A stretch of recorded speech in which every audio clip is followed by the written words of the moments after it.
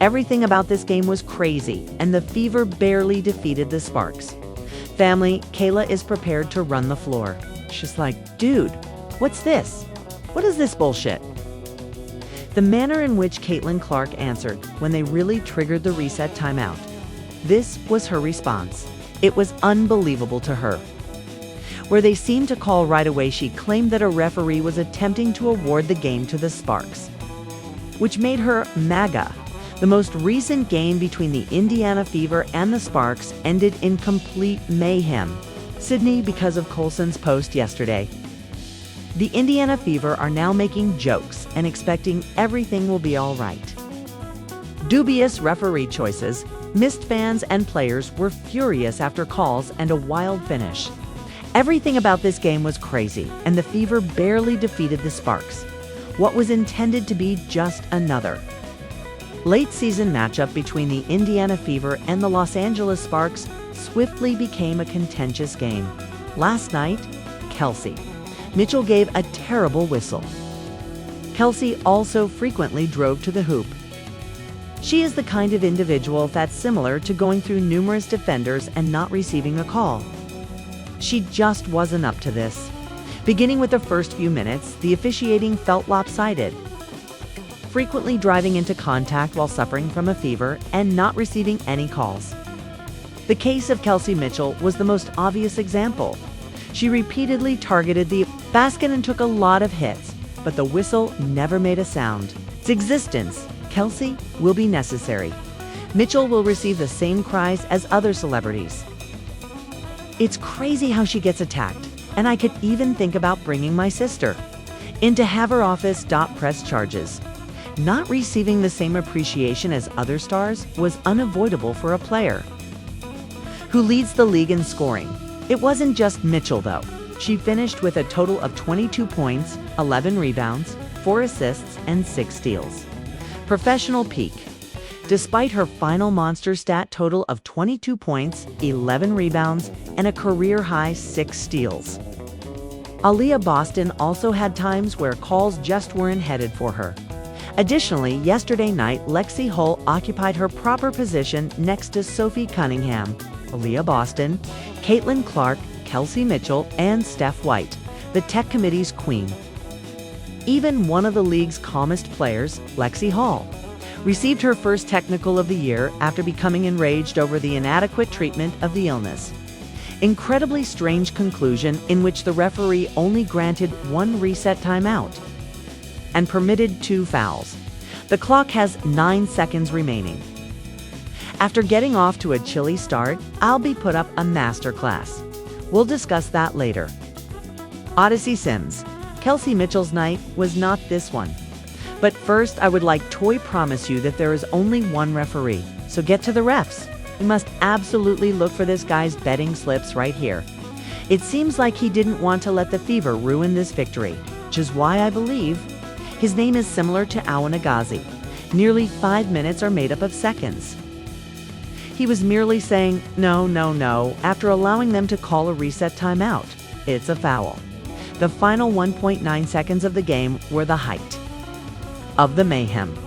The referees confusedly intervened instead of letting the clock run out, giving a reset timeout before changing the call to a foul, basically extending a few seconds into nearly 5 minutes. Fans were in disbelief. The players were furious, and not even Caitlin Clark was able to contain herself. When they actually invoked the reset timeout, Caitlin Clark's response was as follows. It was unbelievable to her. No one could accept it. They then inbound the ball, followed by Ricky after receiving it. Jackson hands it to Kelsey, who sort of loses it. The game is saved when Abe catches it. She was seen flinging her fists up on camera in shock, then going straight to the officials after the game to express her feelings. Everyone could see that this wasn't only careless officiating. The referees seemed to be doing all in their power to slant the game against Indiana. Additionally, that's precisely what caused Sydney Colson to vent her annoyance in public, igniting the ensuing conflagration. Sid Colson even discussed it on Twitter, stating, At a certain point in order for Kelsey Mitchell to receive the same recognition as other celebrities, the league must continue to exist. Actually, the manner she is abused is crazy, and I've thought of enlisting my sister to help me press charges. Sydney Colson didn't waste any time in expressing what many people inside the Fever thought after the final buzzer. We were already thinking in the locker room. She sent a statement on social media that quickly gained popularity. I'm a Kelsey Mitchell, must receive the same treatment as other celebrities. It's crazy how she's attacked. I've thought about persuading my sister to have her office file charges against her. I'm going to need Kelsey Mitchell to receive the same whistle at some point in this league's history. Additional stars. It's crazy how she's attacked. Additionally, I've thought of enlisting my sister to have her office look into fees. She just has a great sense of humor and occasionally cracks jokes. Additionally, even though this was quite humorous, there was a serious tone, such as criticizing the officials for the Indiana Fever's officiating, which I believe she finally understands after playing for the squad. And believe me, when me say that this team remains cohesive. Even though Colson is known for her sense of humor, this time the sarcasm was a bit harsh. Fans were aware that what appeared to be a jest was actually a biting indictment of the officiating that had suppressed the Fever throughout the season. They call her MAGA right away after she claims that a referee was attempting to give Sparks the game. The referee attempted to assign the match to "These are the fans who," would have been so much more professional, and Sparks is there clapping back at them. The responses exploded in minutes. Some claim that she has changed since becoming involved in the Fever. Others make fun of her word choice, even calling her a magid for having the audacity to call out officials. It's right here, you see. Be cautious, Caitlin. You'll be penalized. If someone answers, I'll cover the cost. Agree. I will help with the fine, replies Lyndon. I adore it, Caitlin. Everyone pays attention to Lynn. The response, however, was entirely different within the Fever family. Staff and teammates came together in support of her.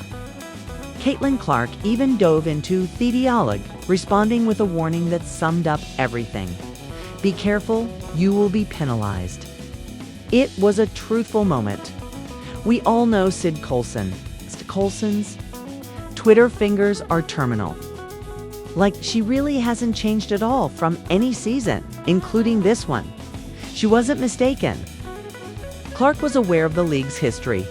Almost no other team has been fined as much as the Fever team this season, frequently for the slightest remarks regarding officiating. But Colson refused to give up. She went double down instead, retaliating against detractors and demonstrating that she was done remaining silent. Following the game, Caitlin Clark takes the floor and undoubtedly lets the referee know how she feels. However, wow, she was really frigid to begin with. The initial quarter appeared awful, careful, you're going to get fined, Caitlin Clark's prompt remark to Sydney Colson wasn't merely a kind caution, it exposed the WNBA's more complex reality. The league appears prepared to impose penalties and sanctions on the Indiana Fever, punishments without warning. Suppose basically brick after brick, and the entire game was just plain nasty. I mean, Indiana only managed to score 13 points in the third quarter. Only 11 points were scored by the Sparks. After all, it was really unpleasant, but Aaliyah Boston left for work. Other teams' players can vent frustrations, but the repercussions are severe and immediate when it's a Fever player, particularly one who supports Clark. These days, the talk isn't only about penalties. Colson intensifies her criticism of officials and fans who claim she has changed since joining the Fever. The threat of an even more severe penalty like suspension has entered the discussion. Family, Kayla is prepared to run the floor. No, what is this, man? She asks. What is this bullshit? The shot was then given a score of 0. 1. Family, 1 on the shot clock. What are we doing, man? What are we doing? Following all things considered, this is not the first time that the Fever has been singled out for merely implying that another player had a favorable whistle. Sophie Cunningham was punished, exasperated by the continuous lack of calls. Even Lexi Hall received a technical foul. There is no denying the pattern. The state of Indiana is not held to the same standard. Man. Oh my God, family. They tried their hardest to achieve victory in this one. It's absurd. However, Caitlin Clark isn't fleeing the situation. By entering these, she gestured to things during the discourse. She knows how serious the situation is for Colson, and she is committed to supporting her teammate. In any case, in my opinion, they have had double-digit fines. But this entire exchange encapsulates the Indiana Fever's feelings on the refs and the finding. Circumstance. Nearly anything. That leadership is important. Clark has come to represent the Fever's struggle not only against rivals, but even against a system that makes people feel disadvantaged. And Colson wasn't supposed to be silenced by her warning. It was intended. 2. Display the stakes are really high when you speak up. It is crucial to recognize that Colson's criticism of the referees is not an isolated incident. It's a component of a larger conflict that dates back to Caitlin Clark. She continued, "It's frightening to wake up with such hatred, but have a wonderful day. Life my butt says Kelsey Mitchum and Starr don't belong in the same sentence," this person stated. Whoa! She entered. The WNBA's traditional fan base and even some players have been intent on discrediting anyone connected to her ever since she joined the league. As a single lean, other words, the attacks on Colson didn't start until she joined Caitlin's squad. Whistles are not the only aspect of the bias. It's about power and who gets to decide how the league develops.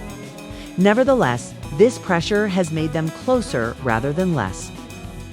Transcripts show that the team is aware they are opposed by the league, the referees, and even some fans. Man, he's been involved in it all year. Oh my goodness. What was his name? Jack. What? What do you say? An Abazi with a gun. An Abazi with a gun. This man is a devilish asset to the WNBA, man. He is placing a wager on someone. Obtain the disgrace bail.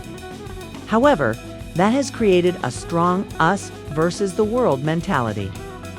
Boston's supremacy, Hall's fire, Colson's tweet, and Clark's warning. These incidents collectively demonstrate that the Fever isn't abating. Every unjust whistle and every fear of punishment, if anything, is further strengthening them. How many fans have turned against Natasha Howard?